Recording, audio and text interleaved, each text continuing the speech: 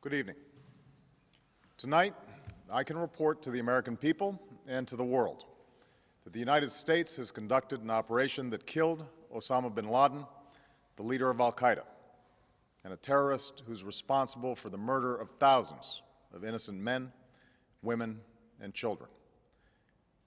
It was nearly 10 years ago that a bright September day was darkened by the worst attack on the American people in our history. The images of 9/11 are seared into our national memory. Hijacked planes cutting through a cloudless September sky, the Twin Towers collapsing to the ground, black smoke billowing up from the Pentagon, the wreckage of Flight 93 in Shanksville, Pennsylvania, where the actions of heroic citizens saved even more heartbreak and destruction.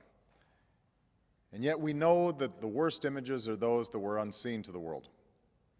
The empty seat at the dinner table, children who were forced to grow up without their mother or their father, parents who would never know the feeling of their child's embrace, nearly 3,000 citizens taken from us, leaving a gaping hole in our hearts.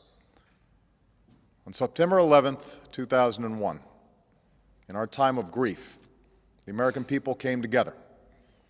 We offered our neighbors a hand, and we offered the wounded our blood. We reaffirmed our ties to each other and our love of community and country. On that day, no matter where we came from, what God we prayed to, or what race or ethnicity we were united as one American family. We were also united in our resolve to protect our nation and to bring those who committed this vicious attack to justice. We quickly learned that the 9/11 attacks were carried out by al-Qaeda, an organization headed by Osama bin Laden, which had openly declared war on the United States and was committed to killing innocents in our country and around the globe. And so we went to war against al-Qaeda to protect our citizens, our friends, and our allies.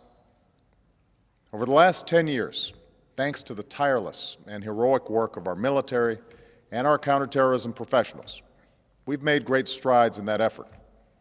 We've disrupted terrorist attacks and strengthened our homeland defense. In Afghanistan, we removed the Taliban government, which had given bin Laden and al-Qaeda safe haven and support. And around the globe, we worked with our friends and allies to capture or kill scores of al-Qaeda terrorists, including several who were a part of the 9/11 plot. Yet Osama bin Laden avoided capture and escaped across the Afghan border into Pakistan. Meanwhile, al-Qaeda continued to operate from along that border and operate through its affiliates across the world. And so shortly after taking office, I directed Leon Panetta, the director of the CIA, to make the killing or capture of bin Laden the top priority of our war against al-Qaeda, even as we continued our broader efforts to disrupt, dismantle, and defeat his network. Then, last August, after years of painstaking work by our intelligence community, I was briefed on a possible lead to bin Laden. It was far from certain, and it took many months to run this thread to ground. I met repeatedly with my national security team as we developed more information about the possibility that we had located bin Laden hiding within a compound deep inside Pakistan. And finally, last week, I determined that we had enough intelligence to take action and authorized an operation to get Osama bin Laden and bring him to justice. Today, at my direction, the United States launched a targeted operation against that compound in Abbottabad, Pakistan. A small team of Americans carried out the operation with extraordinary courage and capability. No Americans were harmed. They took care to avoid civilian casualties. After a firefight, they killed Osama bin Laden and took custody of his body. For over 2 decades, bin Laden has been al-Qaeda's leader and symbol, and has continued to plot attacks against our country and our friends and allies. The death of bin Laden marks the most significant achievement to date in our nation's effort to defeat al-Qaeda. Yet his death does not mark the end of our effort. There's no doubt that al-Qaeda will continue to pursue attacks against us. We must, and we will, remain vigilant at home and abroad. As we do, we must also reaffirm that the United States is not and never will be at war with Islam. I've made clear, just as President Bush did shortly after 9/11, that our war is not against Islam. Bin Laden was not a Muslim leader. He was a mass murderer of Muslims. Indeed, al-Qaeda has slaughtered scores of Muslims in many countries, including our own. So his demise should be welcomed by all who believe in peace and human dignity. Over the years, I've repeatedly made clear that we would take action within Pakistan if we knew where bin Laden was. That is what we've done. But it's important to note that our counterterrorism cooperation with Pakistan helped lead us to bin Laden and the compound where he was hiding. Indeed, bin Laden had declared war against Pakistan as well and ordered attacks against the Pakistani people. Tonight, I called President Zardari, and my team has also spoken with their Pakistani counterparts. They agree that this is a good and historic day for both of our nations.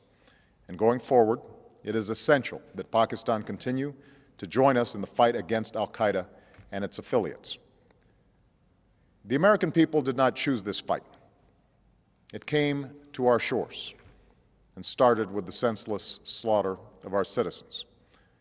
After nearly 10 years of service, struggle, and sacrifice, we know well the costs of war. These efforts weigh on me every time I, as Commander-in-Chief, have to sign a letter to a family that has lost a loved one, or look into the eyes of a service member who's been gravely wounded. So Americans understand the costs of war.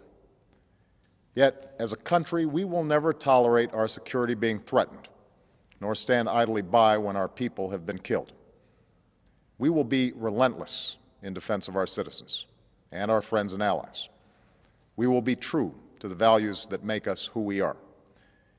And on nights like this one, we can say to those families who have lost loved ones to al-Qaeda's terror, justice has been done.